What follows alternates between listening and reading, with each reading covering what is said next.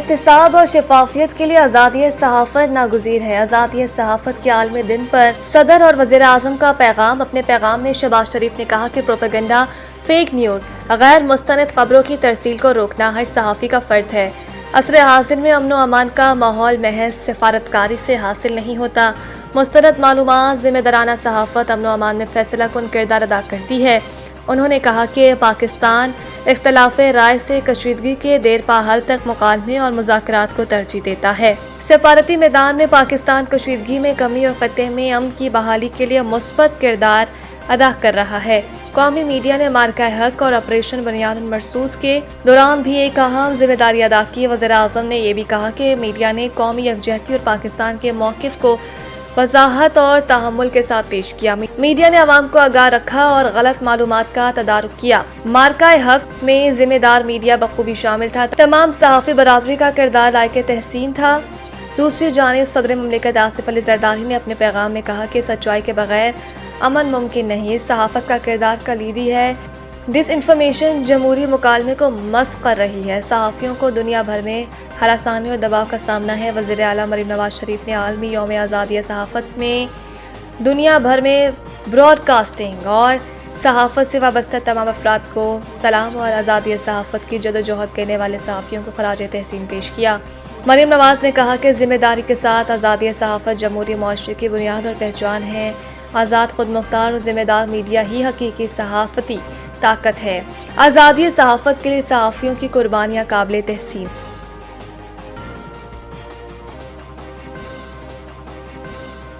فیصل کریم کنڈی کی کے پی کے میں اتحادی حکومت قائم کرنے میں دلچسپی۔ ڈی آئی خان نے میڈیا سے گفتگو کرتے ہوئے فیصل کریم کنڈی کا کہنا تھا کہ پی ٹی آئی کے کچھ لوگ وزیر اعلیٰ کی تبدیلی کے خواہاں ہیں۔ پی ٹی آئی کو جب اپنے میر جعفر اور میر صادق کا پتہ چلا تو وزیر اعلیٰ بدلا گیا۔ انہوں نے کہا کہ D I Khan Peoples Party کا مضبوط گڑھ بن چکا ہے۔ صوبے میں سب سے زیادہ منتخب نمائندے پیپلز پارٹی کے ڈیرا سے ہی ہیں۔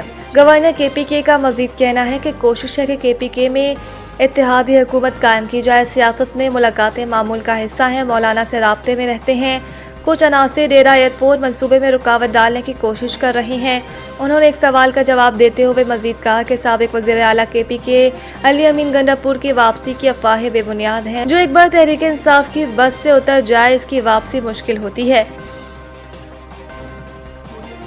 ترقیاتی منصوبوں کے حوالے سے سخت فیصلے کیے ہیں۔ عدالتی آرڈر کے باوجود بی آر ٹی کا کام ایک سیکنڈ بھی نہیں روکا گیا اور نہ ہی رکے گا۔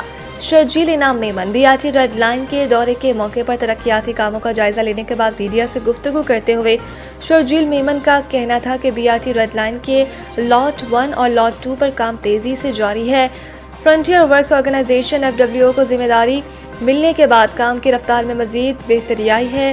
وزیر ٹرانسپورٹ نے اعتراف کیا ہے کہ ترقیاتی کاموں کے باعث شہریوں کو مشکلات کا سامنا ہے جس کا حکومت کو احساس ہے، لیکن شہری علاقوں میں انفراسٹرکچر کی تعمیر ایک پیچیدہ عمل ہوتا ہے کیونکہ گیس، بجلی اور پانی کی لائنوں کو فوری طور پر منتقل نہیں کیا جا سکتا۔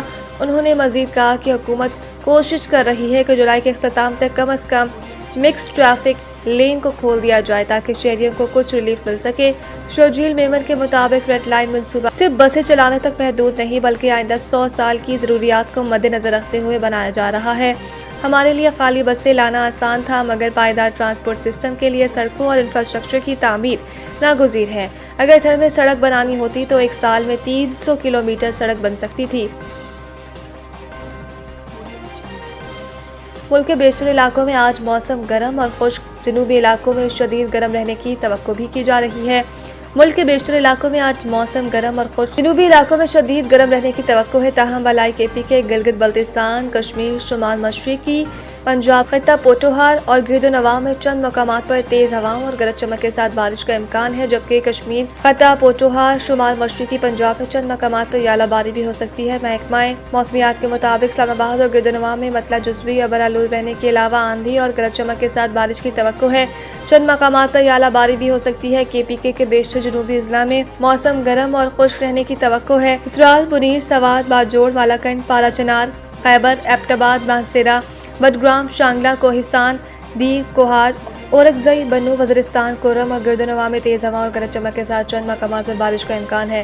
پنجاب کے بیشتر اضلاع میں موسم گرم اور خشک، जबकि जनूबी वस्ती अजला में आंधी गर्द आलूद हवाएं चलने की तवक्को है। मरी गलियात, रावलपिंडी, अरतक, चकवाल, जेहलम, खुशाब, सरगोदा, मियाँवाली, लाहौर, गुजरात, शेखुपुरा, गुजरावाला, सियालकोट और नारोवाल और मंडी बहाउद्दीन में चंद मकामात पर आंधी और गरज चमक के साथ बारिश की तवक्को, जबकि चंद मकामात पर ज्वालाबारी भी हो सकती है। PSL फाइनल लाहौर में ट्रैफिक इंतजामात मुकम्मल, सिक्योरिटी के भी सख्त इंतजामात। पाकिस्तान सुपर लीग 11 के फाइनल से मुताल्लिक लाहौर ट्रैफिक पुलिस ने ट्रैफिक इंतजामात मुकम्मल कर लिए हैं, जबकि खिलाड़ियों और ऑफिशियल्स के लिए सख्त सिक्योरिटी इंतजामात किए गए हैं। PSL 11 का फाइनल पेशावर ज़ल्मी और हैदराबाद किंग्समैन के दरमियान आज लाहौर में होगा। सिटी और लाहौर के मुताबिक 8 DSPs, 90 ट्रैफिक इंस्पेक्टर्स और 500 से ज़ायद वार्डन्स बराए सर अंजाम देंगे। शायकीन क्रिकेट की सहूलत के लिए 5 पार्किंग स्टैंड्स कायम कर दिए गए हैं। इनका कहना है कि रॉन्ग पार्किंग के खात्मे के लिए 11 फोक लिफ्टर भी तैनात किए गए हैं। शायकीन क्रिकेट अपनी गाड़ियां government college for boys CBD parking में पार्क कर सकेंगे। मुगलपुरा घड़ी शाहू से आने वाले मेन बुलेवार्ड गुलबर्ग लिबर्टी में गाड़ियां पार्क करेंगे। तमाम सड़कें बशमूल माल road, trail road, canal road traffic के लिए खुली रहेंगी। इलावा अजी IG पंजाब ने कहा कि पंजाब पुलिस मुल्की और गैर मुल्की खिलाड़ियों, ऑफिशियल्स और शायकीन को भरपूर सिक्योरिटी फराहम कर रही है। मैच के दौरान 7000 से ज़ायद पुलिस अफसरान और एहलकार सिक्योरिटी ड्यूटी सर अंजाम देंगे।